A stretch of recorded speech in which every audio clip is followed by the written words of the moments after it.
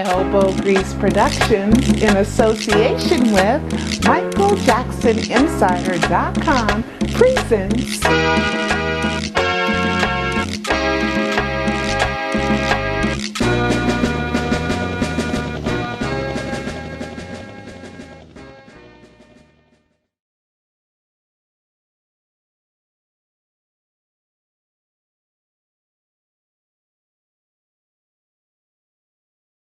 Hi, I'm here with Teresa Gonzalez, and she has written a book called Remember the Time, and I've seen her for years and know that she had a relationship with Michael.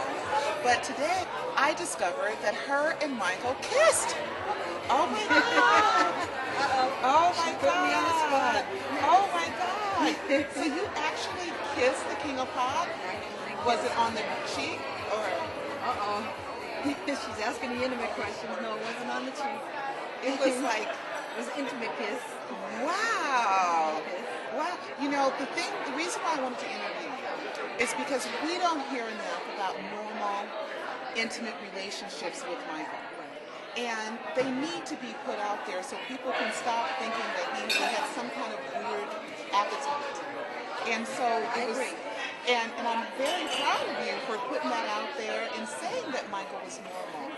Okay, so tell me, were you guys ever boyfriend and girlfriend? It was never titled, but we spent a lot of time together, so you would think that we were. People have dubbed me as first girlfriend. Okay, and were you in competition with Tatum O'Neal or? No. Didn't have any real competition that I knew about. No, we spent time together, like, we would sit in the park a lot at night, when there was nobody around. Or there was a bookstore that we used to go to often, is on Ventura Boulevard, and we would just sit in there and read. It was one of those little old-fashioned quaint bookstores. We would just sit in there and read, either by ourselves separately or to each other. And what age was this? This was in our early 20s. Early 20s? Early 20s. So, I mean, if you guys were really, really tight, did he share any other intimate secrets with you? Secrets? Life? You know the secrets, I don't. No intimate secrets to disclose. No intimate secrets to disclose. Now, one important question. You said that you guys had the friendship most of your life with him. Okay? When did you guys started, separating? I mean, It started after a couple of years after he asked me to move there. It was like I had more access to him before I moved there. And, we had a little interference from Joe, and once you read the story, you'll learn a little bit more about what happened when I finally did meet Joe. And then I decided I needed to get to some normalcy in life and give up on that dream and just move on. I never emotionally let him go. He's always been in my heart. And he never shut the door on me. Meaning, if I ever wanted to see him, all I had to do was ask. And it was done. As far as the book, okay, the Remember the Time book, the motivation behind the Remember the Time is?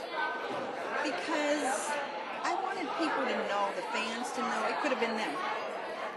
And I wanted people to see the human side to Michael, whereas, a lot of people got him on this Jesus level and making him more than just a man. I wanted to introduce everybody to Michael Jackson, the man, as I knew him. And so in the book, you tell about when you met Joe and what happened with that. Yeah, what happened with that. It wasn't a good scene. It wasn't a good scene. Well, No. none of the boys' girlfriends were a good scene. It wasn't a good scene. Right. So it was regular Joe. It was regular Joe. Do you talk to the family now? I talked to a couple of the family, and they liked the book. And, they did ask me to take out one line, and I have done that. I respect their request. They said it's a family book, and anybody could basically read it except for that one little line. So. Where were you when you heard that Michael had passed? I was actually in a good place. I was in the hospital, in my doctor's office, actually getting some results on some tests I had for my liver. And it was a 2:27. My phone is blowing up. People are texting me when I hate texting, so I knew it was a problem when people were texting me. And my brother sent me a text and said, "Your boy died." And I said, I knew he was talking about Michael when he said it, but I said, "Who are you talking about?" He said, "Michael." So I said aloud, "Michael Jackson died," and the nurses were like, "We would have got an alert on the news." And then finally, I said, "No, I can feel it. I know it's true." And when I went to the doctor, she was giving me an update as to what was happening and stuff, and they didn't want me to leave after. And I just said, "I just got to go. I cannot be here. I got to go." A personal question. We've heard that Michael lost his virginity at 29. Is that true? That's not true. That is not true. That would be at 19. That would be at 19 with you. With me. Well, I can't. He didn't say. I didn't know he was a virgin, but 19 was our first time. Now, this is the first time that the fans are going to be hearing this. Oh yeah. Is that in the book? It's in the book. And it wasn't something that we planned to happen. It was just love. Wow. That's very, very interesting stuff. Now, I heard that the song Billie Jean was Michael wrote it because of something you were going through? He told me he wrote it after I told him what was going on in my life. At that point, I think I was 23, 24 years old. And I had told him about a situation I got myself into. And I told him about it. And a few weeks later, he was telling me, "Oh, I wrote this song about you." And when I found out it was Billie Jean, I was like, "Oh my God, you're putting me on blast in a song." So do you have that child? That child is born? I do. He's now 28 years old. Oh my goodness. Wow. But for the people that think it was relative to me and Michael, it was not. Okay, it was not relevant, but it was something that you were going through, Yeah. and you were talking to him about a friend, about your situation as a friend. Yes. Okay, guys, this is the book, Remember the Time, with Teresa Gonzalo, Regular, Sexual, Intimate Michael. Got to read the book. This is Pearl Jr. for MichaelJacksonInsider.com.